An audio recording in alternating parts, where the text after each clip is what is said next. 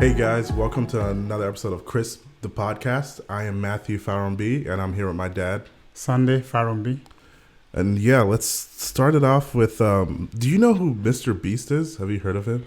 Actually, I didn't until very, very recently. And it looks like the guy is so popular on YouTube.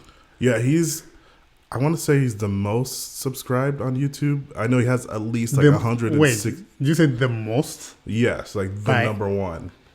Really? Yeah, I know he has at least like 165 or something, 160 something million subscribers. Actually, when and those are people who actually click to subscribe, and more people watch the videos, I think. Okay, so that's kind of interesting. And so, what kind of videos does he post on YouTube? It's hard to explain. He gives away a lot of stuff. So he made a promise to give away all his money by the time he dies. So where is he making the money from? He makes a lot from YouTube and from sponsors. So like how old is he? I think he's mid-20s, so 25, 26. Oh, okay. But he actually studies the YouTube algorithm and actually knows retention and how to put videos out. But he makes videos he'll make a video the last person to take their hand off this car wins the car. So he'll get a Tesla and be like, the last person to take their hand off this Tesla wins. And it goes on until someone takes their car. So it could be a week, 2 weeks. So how many people usually start with that? Put their hands on the car? It depends. I think something like that, you might have 20 people put their hands on the car. I don't know if he's done it with a Tesla, but he's done it with, I think, a Lamborghini or something like that. And then he's giving away a private jet and all. His videos get millions of views. So he makes a lot of money, but all his money he puts back into the videos and gives it away, basically. Yeah, that's kind of interesting. The one that I think the one you were sharing with me earlier with what he was doing, maybe some philanthropic thing he was doing about. Yeah, so his latest video is he cured about, I think, 1,000 people of blindness. Actually, to be honest with you, when I first saw Mr. Beast cures 1,000 people, I was thinking, okay, what is he? Is he curing? Is it like Jesus touching their eyes or what? So I realized that he is making simple surgeries available. Yeah. And they said they're very quick 10 to 15 it's minutes. It's 10 to 15 minute surgeries, but a lot of those people couldn't afford it because of maybe insurance or healthcare wise, they just didn't have the funds. So he picked out 1,000 people and did that. I think that was his latest video. Yeah, but it looks like it's getting some backlash also. Yeah, so which is surprising. I think I first saw it because it was trending on Twitter, and most of the things I saw were positive, but I did see a couple of negative stuff. The main thing people said that he's exploiting disabled people for, I guess they said, clout and then revenue, to make money. Well, is it because of the blind one that he did, or all of his other previous videos? Mainly this one, because I think this is one of the first big ones that he's I guess curing people of something or giving back in this sense. So why would people think he's taking advantage of them? Because basically they're saying that if he's going to do something like that, just don't make a video about it. Just do it. No, but they were not complaining when he was making the other videos before. I mean... No, honestly, yeah. I can understand the premise from where they are coming, but if that has been his modus operandi, the way he's been doing stuff before, it's he does stuff, put your hand on the car, the last person with their hand on the car wins the video, and he shoots the video, wins the car. He shoots the video, posts it. That's all he's been doing. It looks like everything he does is for social media, is to film. Yeah, I mean, that's his occupation, basically. He's yeah, so that's what he does. So why would you now pick out this one when he's actually helping a lot of people? To say he's exploiting them, I don't understand. He's been exploiting all the other ones before. Yeah. Right? Yeah. And that's always been a topic for debate, I think, because people always say, if you're going to do a good deed, because there's always people in the past who like maybe give money to the poor or like feed people, and they're like, well, if you're gonna do that, don't record it. Which I kind of get both sides, but like you said, when it comes to someone like Mr. Beast, who he's known for making videos like that, why now is it exactly? That's the way, and I will agree. That yes, it's better to be philanthropic, to be socially responsible, and help other people without publicizing it. But he did not set out from the beginning to do that. At the beginning, he was just doing videos. I'm sure even before he made enough money to begin giving away cars or giving away private jet rides and things like that, he had to start from somewhere when he didn't have anything to give to anyone. And I'm thinking that it's the same premise of shooting videos and putting it online. That's how he started. So now that he has the clout, now that he has the money and is able to help people, people should be able to see that it's just his way of doing things. Right. Yeah. So. Yeah. No. Yeah.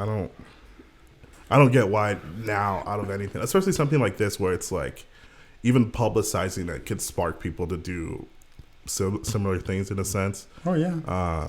So. But yeah. Definitely. It was interesting. I didn't know until you called my attention to him. I think I heard his name.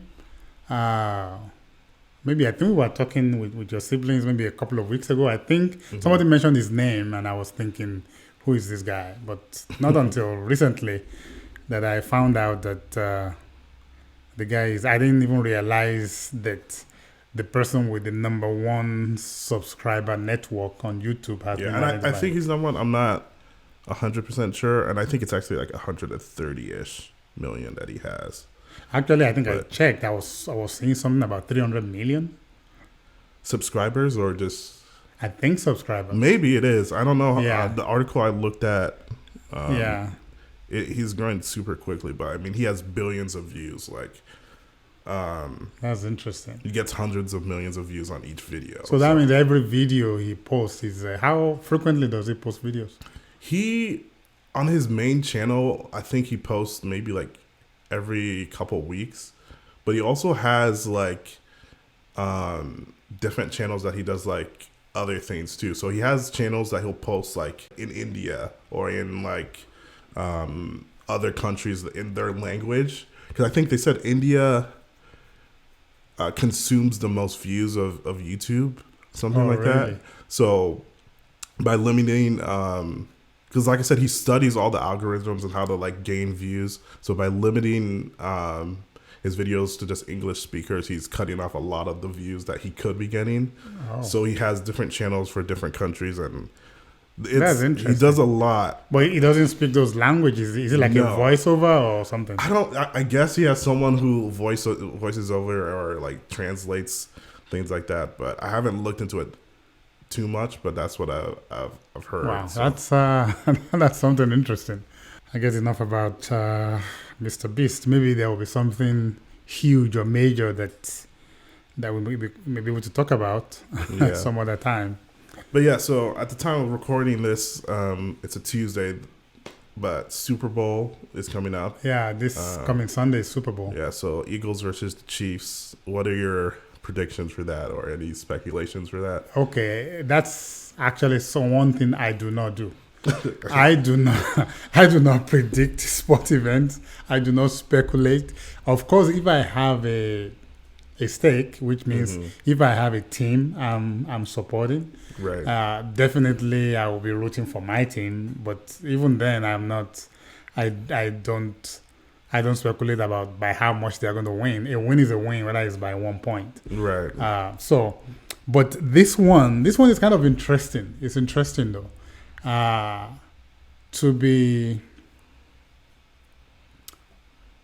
honest, I didn't think that the Chiefs will make it to the Super Bowl. I thought Joe Burrow and the Cincinnati Bengals, they've had their numbers the last a few times they've played. Yeah. So I was thinking that was going to happen, but it looks like this one. I saw the game. I saw the AFC Championship game, and it looks like Patrick Mahomes really wanted this because he had this ankle problem. I think he had it twisted or something in his ankle the previous game. Yeah. And they were thinking he was going to limit him. You could even see him limping. And he looks like he virtually willed his team to victory over the Bengals for this one. So I will hesitate to count him out. Yeah. But then you have the Eagles on the other side, Yeah. the number one defense in the league. Jalen Hurts, their quarterback, also a young quarterback, just like Patrick Mahomes. So it's going to be very, very, very interesting to see what happens. I'm just going to enjoy the game. Yeah. I'm just going to watch, enjoy the game, enjoy the commercials. I've been hearing some things about some of the commercials. I don't know. I've not seen any one of them. Maybe I just haven't looked. I haven't heard anything about the commercials, really. I know usually it's like Doritos, maybe like Mountain Dew, Bud Light. Yeah. Those ones are like the biggest, usually have the biggest commercials, also because they have the most money to put in. Well, I saw, actually, maybe I think this afternoon, I saw just a small news story. The headline, I didn't click on it, that says something about the Busch Light commercial. Oh, yeah. And I was wondering exactly, but I was busy. I just saw it. I didn't have time to click on it. I wanted to focus on what I was doing. So I just thought, I will wait for the Super Bowl to come and see what the commercials are. And actually, I've seen some teasers over the last couple of days. And the reason I think they are teasers for the commercial is because I don't even know what products they are. And sometimes they release commercials early too. Show them out. And I think this Busch Light one probably was already released. That's why they're saying something about it. But the teasers I was talking about, like I said, I don't remember what products they're advertising, but I saw it on TV, on broadcast TV, and it would just be like a quick 5 to 10 second clip. You don't even know what the product is, and then it will say something about coming February 12th. So when I see the date, I will think, that's a Super Bowl date. Does that mean there's something coming? Maybe a new commercial or something. And sometimes they announce like new TV shows or upcoming, I don't know if products. Yeah, shows and drama. Yeah. Well, that's kind of interesting. As we're talking about Super Bowl and commercials, and then something we touched on maybe last time, which I think we're going to spend most of our time on, this ChatGPT thing. Actually, I started wondering if ChatGPT could predict the winner of the Super Bowl. I mean, yeah, it definitely has the possibility to. I mean, it could take in this data and use that to predict the score and I guess the winner. It will be interesting to see. It'll all be based on statistics, I guess. But I think it was yesterday or a couple of days ago. I saw they said the Madden NFL, the video game, the Madden game. They did a simulation of the Super Bowl between the Eagles and the Chiefs, and the Eagles won. So that's a simulation. So this reminds me of something. I mean, you're not on Twitter very often, are you? I don't think so. I only go there when I want to post stuff. There was something over the last few weeks of Twitter about how people are basically saying the NFL is rigged and scripted. So it was just like a thing that was trending on Twitter. And then someone posted a screenshot, and it looked like it was like some computer printout. And then it's like, oh no, the script for the Super Bowl got leaked, and it showed like the Eagles, I think, winning, and it showed the score. I don't remember exactly what the score was, but everyone was like, wow. Well, I just thought that was funny when you said that. It's amazing. It's amazing to me that, first of all, that some people, maybe it's for fun. I'm sure that kind of story originated from someone. I don't believe that that's true. But definitely somebody came up with it, somebody dropped it. But what's amazing to me is that the human beings with that capacity to think, that we can believe some things like that. It doesn't make sense to me. Yeah. But that's how conspiracy theories and all kind of things that look so ridiculous that people still believe. That's how it happens. Yeah, and when calls go certain ways, people blame it on the refs, and then in turn will be like, "Oh yeah, it has to be rigged." So yeah, things like that. that's interesting. That's interesting. Well, we just touched on Chat GPT. And what it's been doing, and I've been hearing a lot in the news about a lot of things that people have been using it to do. There's this debate. Actually, I think last night in the news, I don't know whether it was local news or national news, they were speaking to a high school teacher, a high school English teacher, who actually was saying that she thinks it's a good thing. That it depends on how you look at it. No, you don't look at it as if the children or the kids or the students are trying to use it to cheat, to write essays or something like that. But if you approach it from a different angle and you expose them to it, that the way they will use it, more so as a resource than a dependency. Exactly. So she said, for example, that she gave them a topic to put it into ChatGPT to spit out an essay, and then so they now took that essay and then discussed it and they kind of analyzed it. So that's the approach that she was taking, instead of what some people think, that it's an avenue for people to cheat and to do something. To be honest with you, I don't know how I feel about the thing yet. It's definitely a double-edged sword, for sure, I think. And I think it was Microsoft that put like billions of dollars into it. I don't know. I don't think they quite bought it, but they're putting a lot of money into it now. Well, the latest I heard is actually that Microsoft is going to unveil, actually, as of today, so maybe by the time this goes out, it's already out. I think today, as we're recording this today, Microsoft was supposed to announce something. There's supposed to be an announcement today. I don't know whether it happened. It's evening now. I don't know whether it happened or not. But they were supposed to announce something about the integration of ChatGPT. Yeah, some part of ChatGPT into their search engine, Bing. Oh, okay. To their Bing. They're still trying to make Bing happen. Yeah, into their Bing search engine. So it makes sense if they have been part of the people who are funding it. Yeah, they're definitely trying to integrate it into different things. And going off of that, it looks like Google just unveiled their own version of that. Did they unveil it, or they are going to? I don't know if I think from what I'm seeing, I think it was supposed to be unveiled today. So okay. So their version is called Bard, Bard. And it's basically supposed to be a similar chatbot. So it's like almost the same like user input, and then it spits out information. Well, I'm thinking, with ChatGPT, I think the company that did it is called OpenAI, right? I think is the name. Yeah. I never heard of the OpenAI name before ChatGPT came out. So they may have the backing of Microsoft, but I think if a huge behemoth like Google is now spitting something out, I have a feeling that whether it's as good as ChatGPT at the beginning or not, the fact that it's Google and the level of infrastructure they have already developed, I'm thinking it's probably not going to have the same bottleneck, the problems that ChatGPT was having, or maybe still having, when people try to use it and they will say it's busy or something.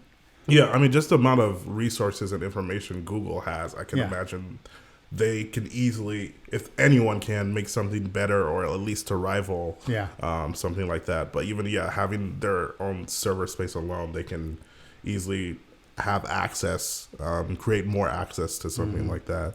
But I would like to see, though, and if Google now makes theirs available, that means there'll be more opportunities for people to use it. Those who have been on the waiting list, to use ChatGPT. For me, it was just out of curiosity one day. I thought, you know what, let me check this thing out. And I Yeah. went there, it says, Server full or yeah, something. something resources unavailable, something like that. I thought, Yeah. okay, I'm not going to wait for you because I really didn't have anything to do or anything specific to use it for. But if Google now comes and theirs come out, and like I said, the level of infrastructure and the facilities they have, theirs may be much more accommodating to the traffic that will come, and who knows? Maybe we can try it and say, I would like to try my hand on it with all kind of unusual stuff and see what it comes up with. Yeah. I'll ask it to compose music or something. I don't know. No, Yeah. if it can. I know somebody. One of the one I heard about ChatGPT a couple of weeks ago is about spitting out a script, like a Hollywood script for a movie or something like that. But I wonder how you are going to.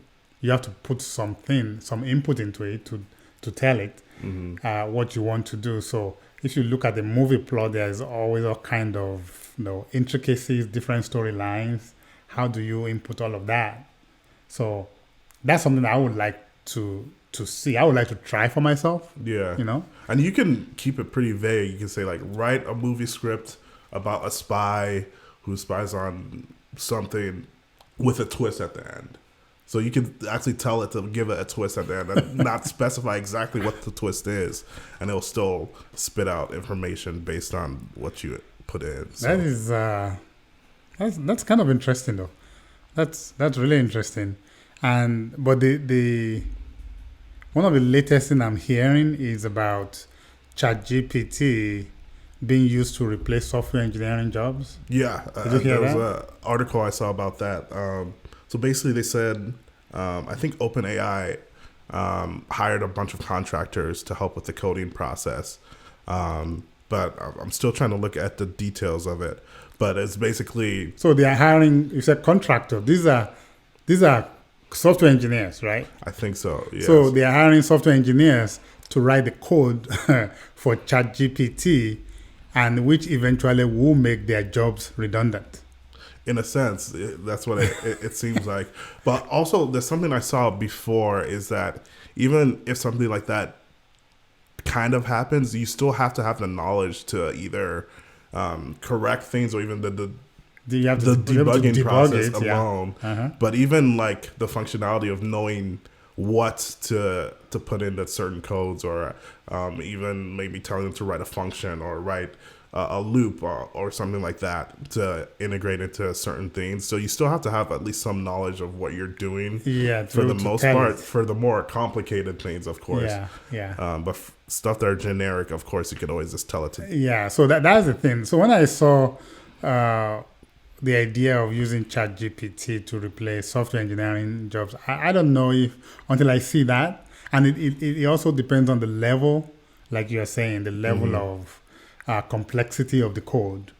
As engineers, we know quite a bit about software programming and things like that, and it depends.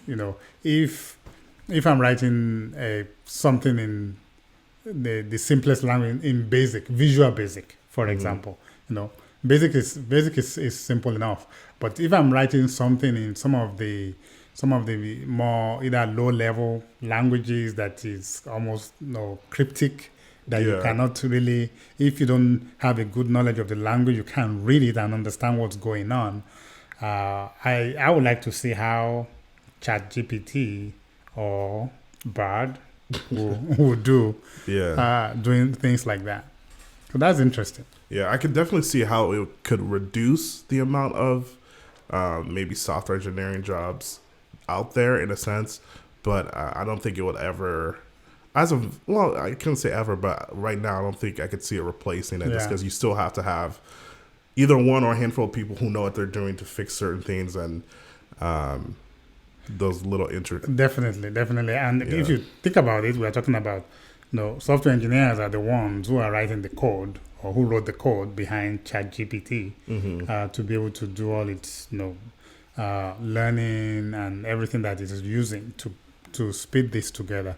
So maybe, like you said, for simple programming tasks that you don't want to, commit human capital to doing, because actually here in North America, labor is expensive, especially that kind of labor is expensive. But if you are looking for real deep complex programming, and we're talking about software engineering, some people may not know that in almost every piece of electronic equipment there's software, which used to be called firmware.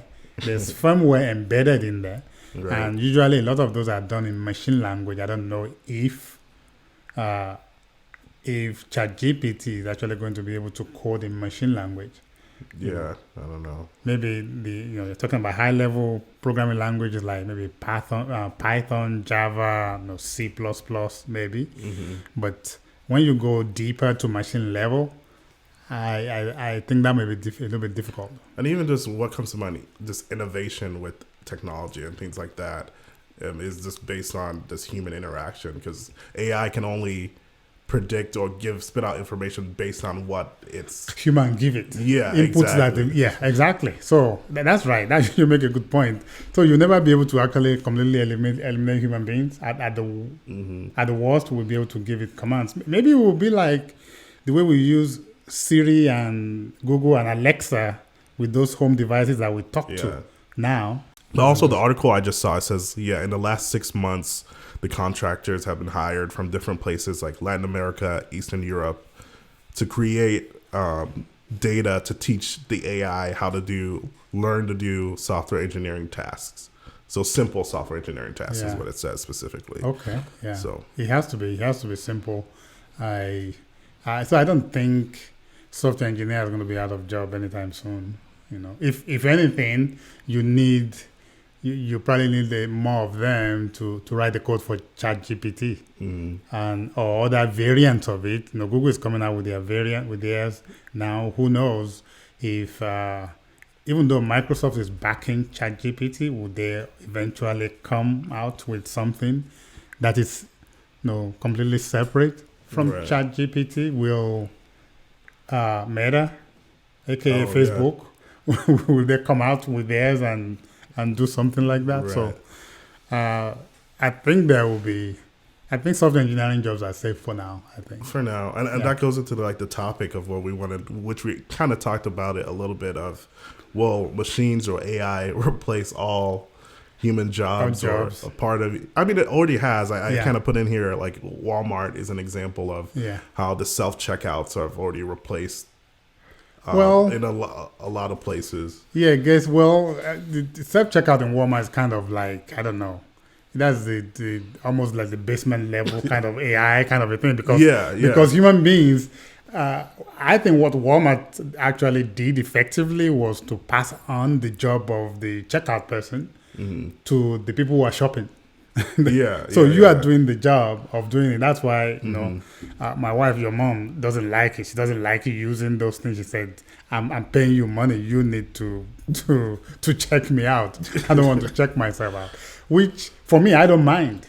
Yeah, I actually don't mind. I would prefer that to than standing in line in a checkout line. Even I remember before Walmart actually replaced all of them when they used to have just a few self-checkout.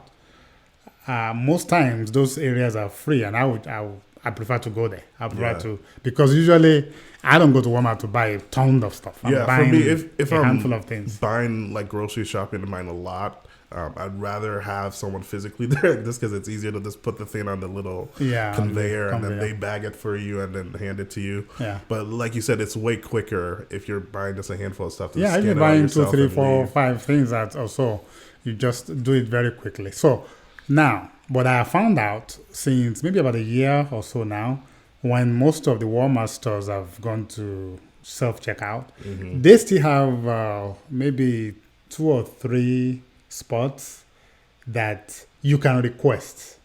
I think you can actually, because they still have some people standing around there, some of their people that you can request to be checked out. Yeah. So they do, and people can still request that. But Yeah. I also just think of people with like physical disabilities, like if they have some sort of blindness or something like that, they still needs to probably be someone to assist. To help them. Yeah.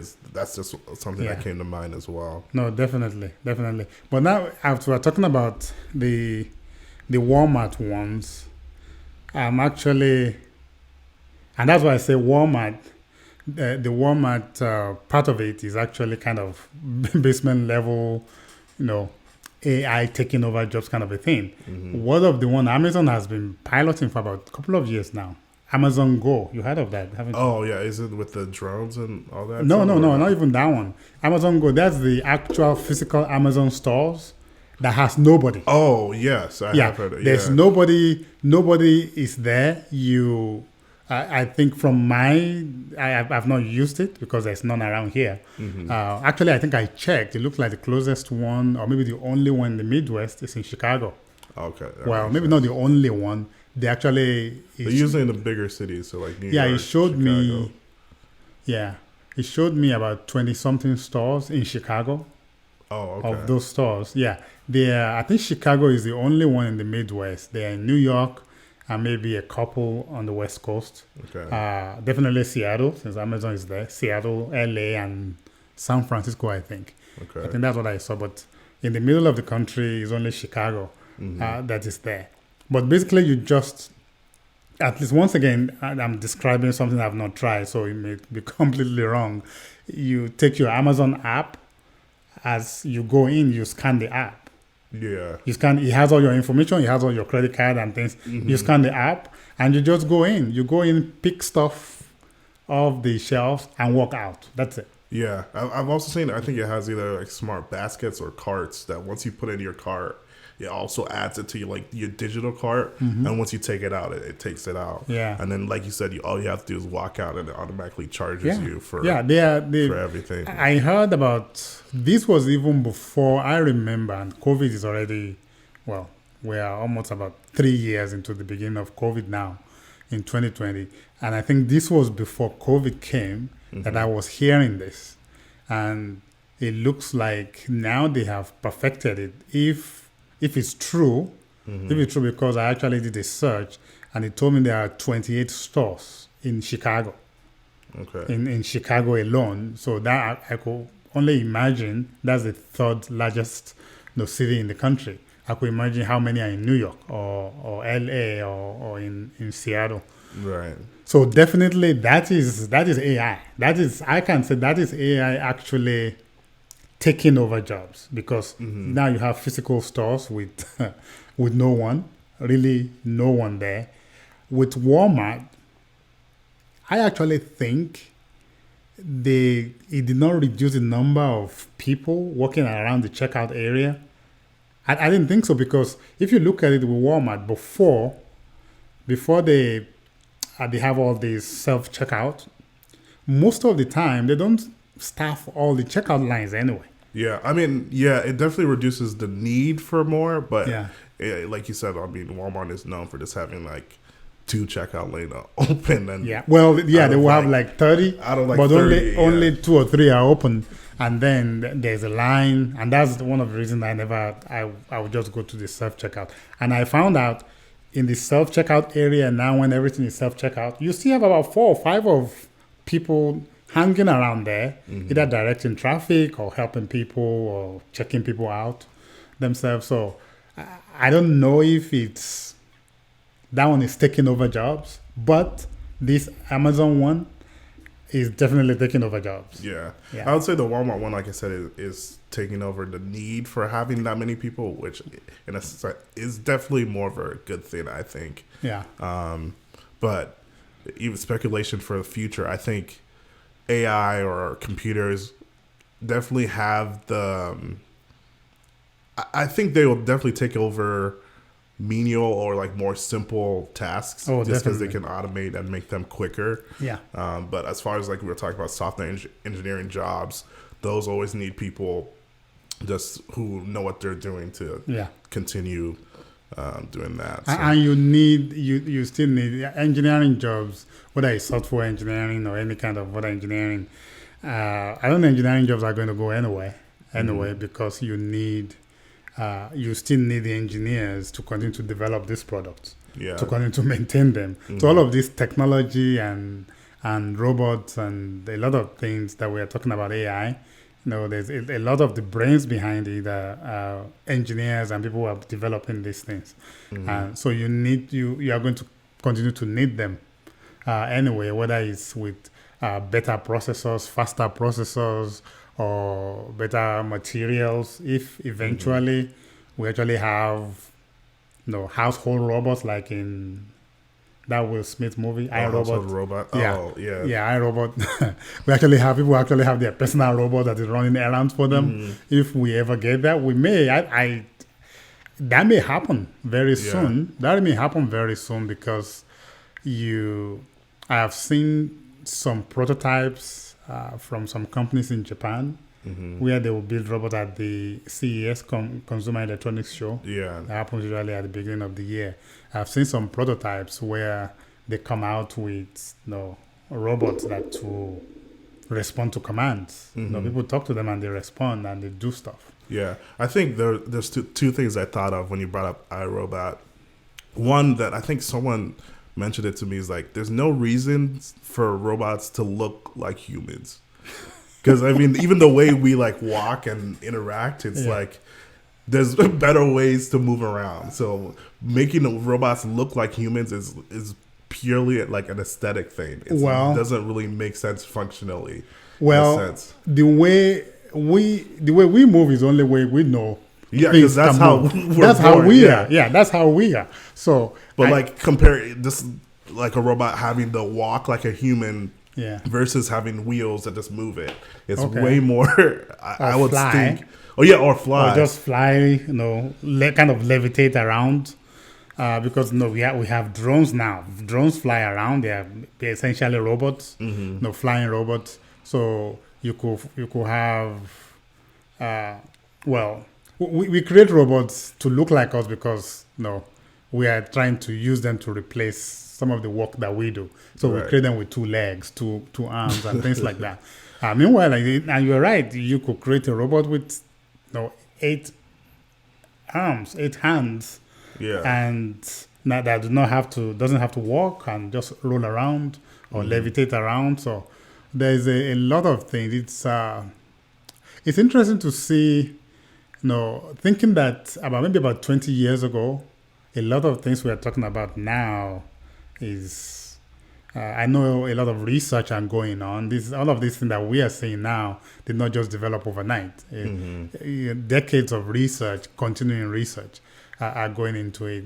Thinking about 20 years ago, what has happened over the last 20 years, I'm just imagining, even 10 years from now, in 2033. What's going to be happening.